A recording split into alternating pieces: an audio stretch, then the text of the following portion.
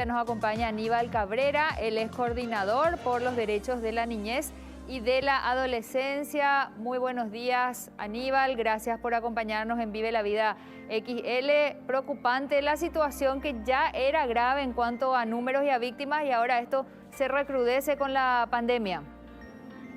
Muy buenos días, Sani, buenos días también a toda la audiencia de Telefuturo. Sí, realmente nos preocupa bastante desde la sociedad civil los números, ¿verdad? Pero también lo que no nos dicen los números, ¿verdad? Porque fíjate vos que el año pasado en la Fiscalía se reportó por día 12 casos de abuso sexual en niños, niñas y adolescentes. Y este año los reportes que estamos teniendo preliminarmente es que eso disminuyó a 7 casos por día en promedio reportados en Fiscalía.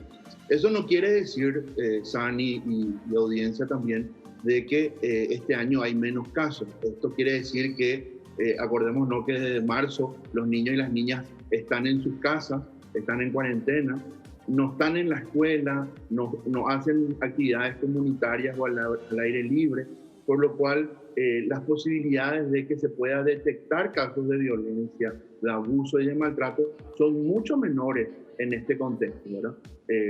Para muchos niños y niñas, las escuelas son los únicos lugares de seguridad, de confianza y de contención. Y hoy las escuelas están cerradas. Toda la conexión con la escuela se hace vía WhatsApp o vía celular, en el caso que tengan acceso a esos medios.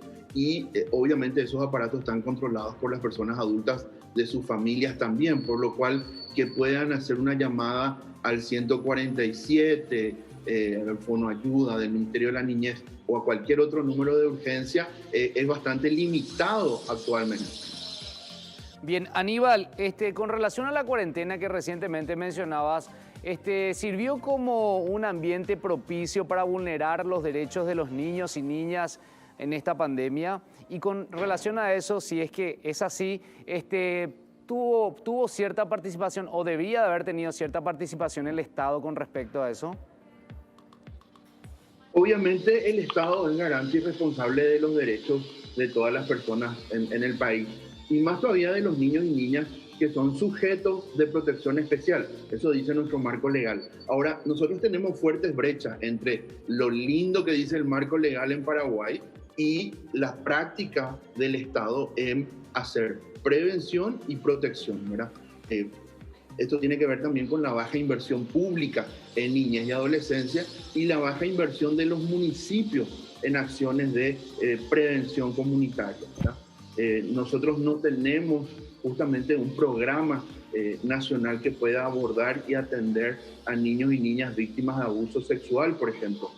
Si hacemos un recuento de la cantidad de casos que ingresaron solo en Fiscalía en los últimos 10 años, tenemos cerca de 35.000 niños, niñas y adolescentes abusados sexualmente. Con eso llenamos un estadio de fútbol prácticamente, ¿verdad? Entonces, ¿cuáles son las situaciones de contención, de psiquiatras, de psicólogos, de médicos, de trabajadores sociales al sector de niñez que pudieron haber atendido, por ejemplo, en los últimos 10 años a estas 35.000 víctimas de abuso sexual, menores de 18 años? No tenemos un programa. Las campañas de comunicación son importantes, pero no es suficiente la campaña de comunicación.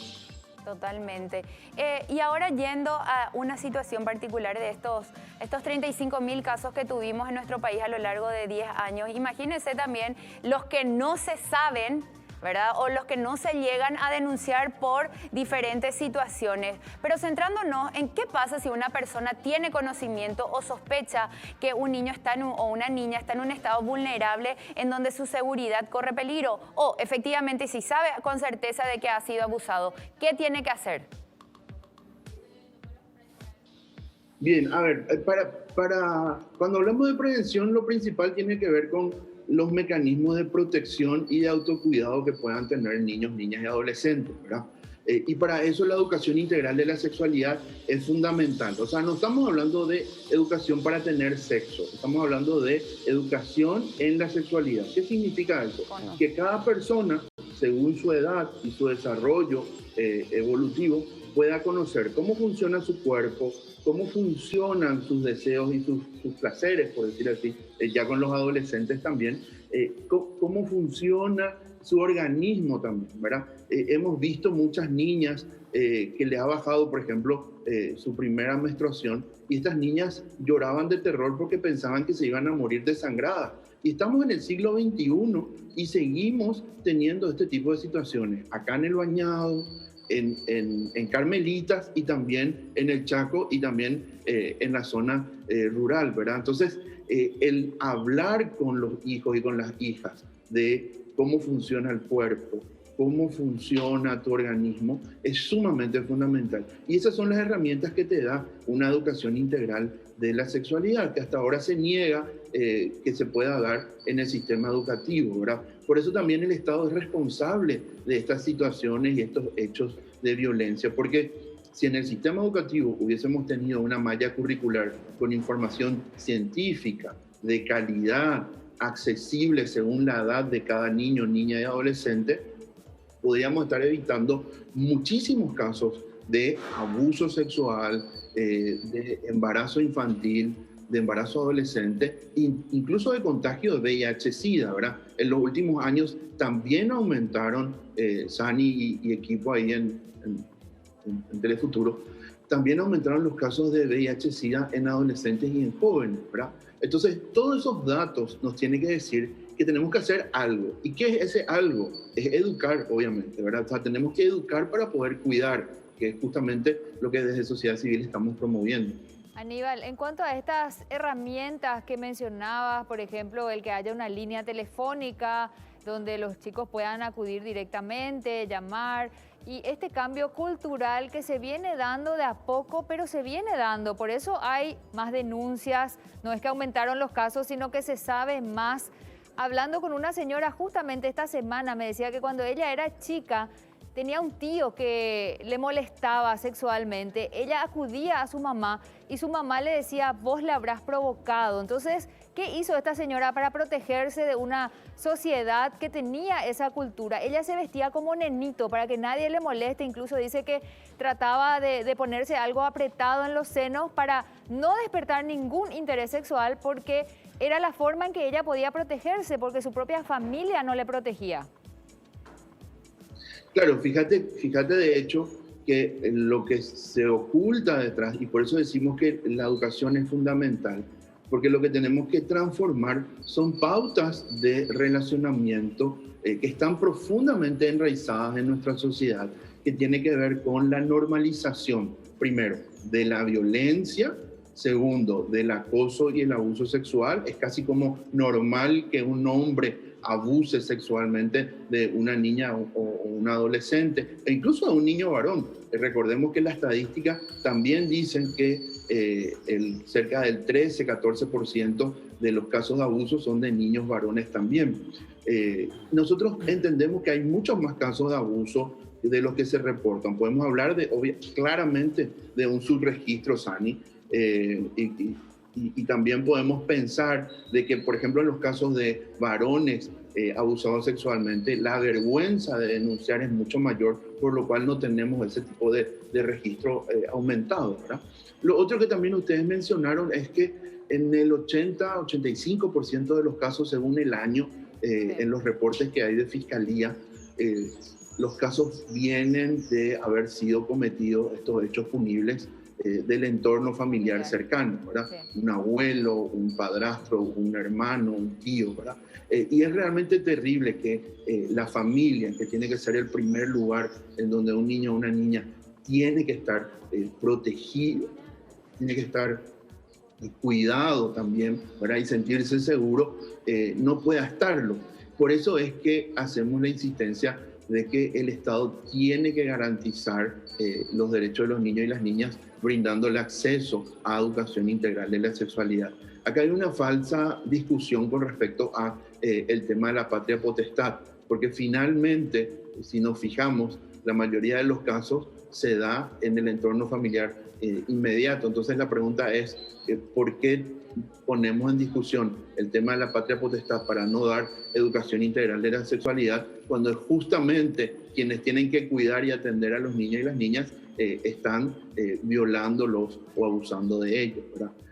Lo otro que tenemos es una cultura sumamente machista, y esto también tenemos que decir. O sea, nosotros los hombres tenemos una situación de privilegio histórica en la sociedad.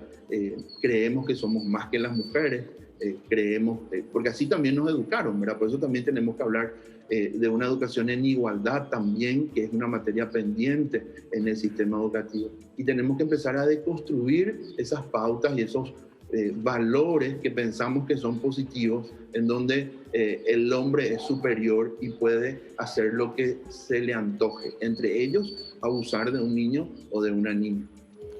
Bien, Aníbal, bien mencionaste que el rol del Estado es sumamente importante para todo esto, por sobre todo para la comunicación, para culturizar de cierta manera al país. Pero, ¿qué es lo que propone puntualmente, en este caso, ustedes? ¿Qué proponen desde Derechos de la Niñez y la Adolescencia? Bueno, nosotros desde la Coordinadora por los Derechos de la Infancia y la Adolescencia, que es una red que trabaja hace más de 25 años en la promoción de derechos de niñez en Paraguay, y está conformada por más de 30 organizaciones de sociedad civil, lo que venimos diciéndole al Estado paraguayo hace mucho tiempo es: está bien tu campaña de comunicación, está bien que todos somos responsables y tenemos que denunciar, eso lo dice el marco legal, pero el marco legal no le cambia la vida y la realidad de la noche a la mañana a un niño o a una niña. No porque la ley dice que está prohibido tocarle y abusar de un niño o una niña, al día siguiente miles de niños y niñas dejaron de ser abusados sexualmente en Paraguay.